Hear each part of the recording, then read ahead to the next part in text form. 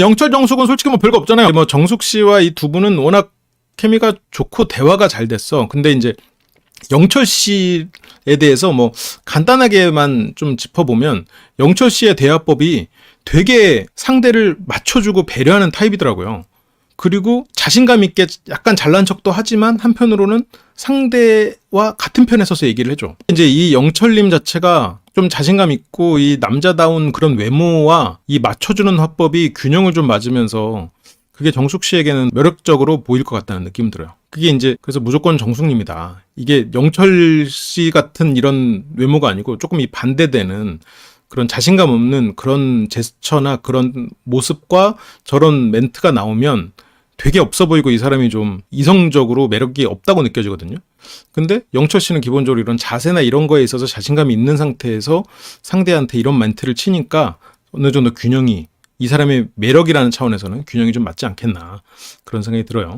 내가 자신감이 떨어졌지만 아직까지 정숙입니다. 자신감이 떨어진 거는 어쨌건 아이가 없다는 얘기지. 처음에 이 부분 마른 분보다는 키가 크고 그리고 선이 또렷하게 나온 분을 좋아해요. 이 말에 정숙 씨가 살짝 안 좋아했어. 볼륨감도 있고 그러면서. 왜냐면 이런 부분을 뭐 몸매 좋다라는 칭찬 자체는 좋은데 그것 때문에 날 만난다 하면은 또 막 그렇게 또 좋은 건 아니지. 근데 그래서 솔직하게 말하면 그래요 하고 여기서 끝났으면 말을 그냥 정숙님이 여기 지금 이 표정 이대로 끝났을 텐데 이 뒤에 나오는 말이 그래도 정숙님이 원하는 말을 그래도 들려줬어. 뒤에서 나이가 내가 훨씬 많은데도 나보다 말을 논리적으로 너무 잘한다. 이 말이 정숙님 입장에서는 되게 바라는 말이기도 해. 기분이 확 좋은 거야. 왜냐면 내가 가진 어떤 장점 이외에 이 사람이 나에게 좀 보여줄 수 있는. 그러니까 내가 예를 들어서 내가 외모적으로 맨날 칭찬을 받는 사람이면 멋있어요, 이쁘세요 이 칭찬은 별로 막 크게 울림이 없어요. 근데 당신은 뭐 어떤 지적인 아우라가 있어요. 예를 들어서 이런 표현을 쓰면 아니면 어떤 통찰이 보여요. 아니면 그 내면에 굉장히 깊이가 있는데 남을 배려하는 그런 면에서 굉장히 그런 깊이 있는 모습으로 다른 사람에게 좀 힘들게 하지 않으려는 그런 배려가 느껴져서 저는 굉장히 감동적이었어요. 예를 들어서 뭐 이런 표현을 썼단 말이죠. 그러면 이제 그 사람이 이 사람을 알아봐 주는구나.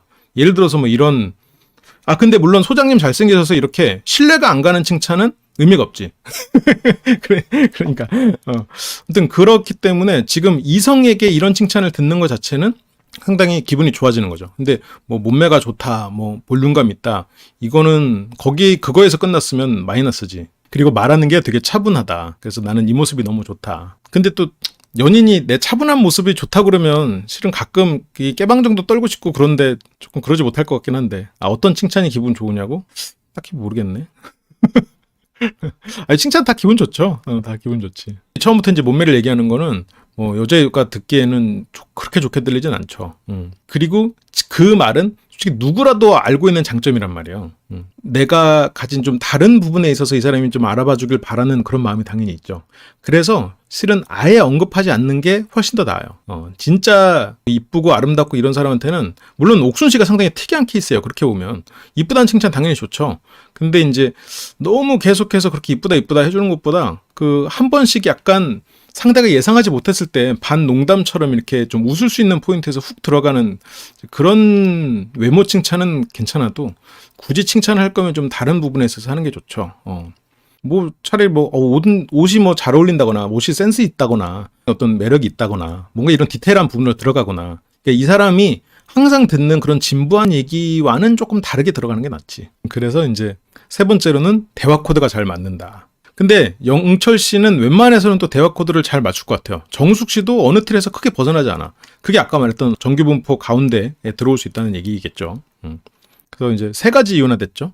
어떤 외적인 부분, 그리고 어떤 논리력, 그리고 대화 코드 이렇게. 정숙 씨가 그 말을 합니다. 나는 그 말이 좀 마음에 걸려요. 자녀가 싫다고 하면 못 만난다. 근데 이제 우리가 이제 대화를 할 때 상대가 나와 이런 생각을 해봤더니 이런 부분이 마음에 걸려요 라고 했을 때 그 말을 듣잖아요. 그러면 마음속으로 됐다 생각해야 돼요. 왜냐면 이 사람이 나와 관계를 진전시킬 마음이 없으면 저 말을 안 해. 근데 저 말을 했다는 건 이 앞에서 대화가 잘 됐고 이 사람이 나와 관계를 진전시키고자 하고 어떤 대안을 바라고 있구나. 이 사람이 나에게 설득을 당하고 싶구나 라고 생각하는 거야. 근데 우리가 이제 일상에서 실은 저런 식으로 어떤 제약 부분, 내가 했던 말이 뭐 어떤 분에 걸렸다 이러면 많은 사람들이 싸움을 거는 줄 알아. 그래서 아니 내가 싫다고 말했다고 해서 지금 뭐 그래서 뭐 싫다는 거예요? 막 이렇게 해서 그걸 싫어하는데 아니에요.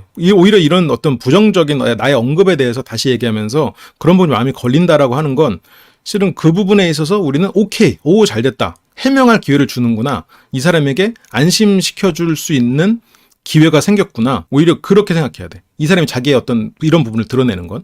왜냐면 그 정숙님이 자기가 가진 부정적인 생각을 막 펼쳐내고 막 불안을 드러내고 이런 사람이 아니거든. 근데 그런 거를 지금 얘기한 건 오히려 마음속으로 잘됐다. 이거 됐다라고 생각해. 오히려 이렇게 지금 정숙님이 얘기했기 때문에 영철님 마음속에서는 정숙님이 지금 내가 아이가 있는 것에 대해서 충분히 고민하고 이 데이트에 나왔구나라고 생각할 거예요. 영철님도. 여기에서는 내가 적극적으로 이런 부분에 있어서 상대가 원하는 마음의 평화를 주는 방향으로 대화를 해나가야죠. 설득 당하고 싶은 상황이거든. 저렇게 말하는 건. 그렇죠. 여자에게는 선택권이 없는 걸로 들린다. 그래서 저도 후순위라고 하는데 근데 어쨌든 이제 후순위가 되지 않겠건 나의 역할이 중요하다. 아이들을 설득은 해볼 수는 있고 뭐 노력은 해보겠다.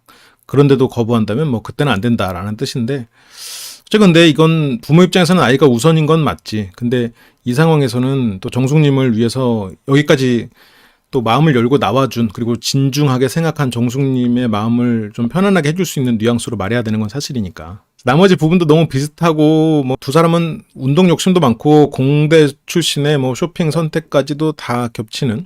그리고 여기서도 정숙님이 굉장히 직진이에요.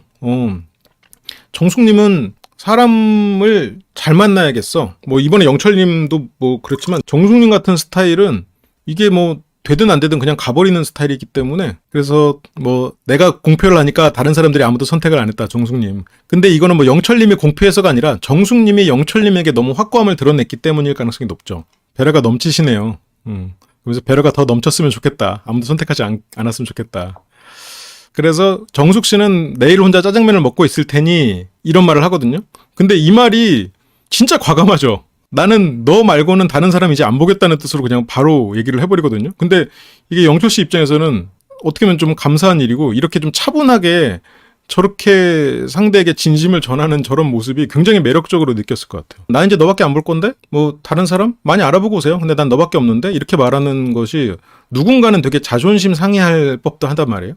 근데 그러지도 않고 여기에 대해서 뭔가 자신을 낮추지도 않고 불안해하지도 않고 그냥 차분하게 저런 말을 전해. 그래서 우리에게 남은 시간이 많지 않고 이렇게 하면서 남은 시간이 많지 않으니까 내가 다른 사람 알아보겠다도 아니고 많지 않으니까 너 알아볼 테면 알아봐라. 난 너밖에 안 볼 건데? 약간 이렇게 하는 게 그냥 이 정숙님의 어떤 걸 떠나서 이런 태도적인 측면에서 저런 이성에게 반할 확률이 굉장히 높은 것 같아요. 그래서 영철 씨가 아까 그 말을 확신을 못 가졌어요. 왜냐면 설마 지금 정숙 씨가 다른 사람 안 알아보고 나만 보겠다는 말 한 거야? 이렇게 속으로도 지금 왜냐면 확신을 못 갔지.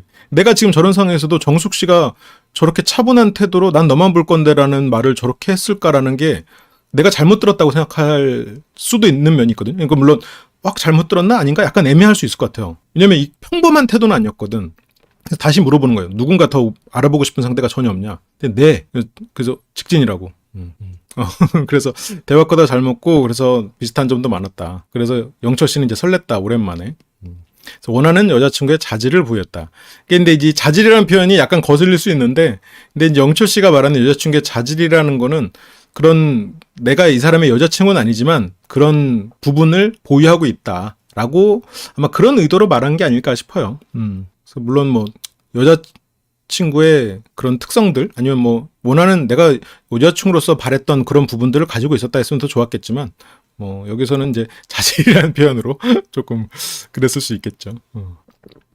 조금 더 좋은 표현을 썼으면 좋았겠지만 저거는 근데 뭐 본질적으로 부정적인 의미를 담은 건 아닐 테니까 너는 이 사람과 나는 어쨌건 여자친구 남자친구의 사이는 아니고 여자친구가 된다면 좋은 사람이 될 수 있는 그 사람이 가지고 있는 드러나진 않았지만 속에 가지고 있는 그런 부분들이 보이더라라는 의미인 것 같아요. 대화도 잘 됐고 오케이 나는 좋았다. 영수 씨는 어쨌건 영자 씨, 옥순 씨 두 사람을 이제 얘기하고 싶어 하고 있어요.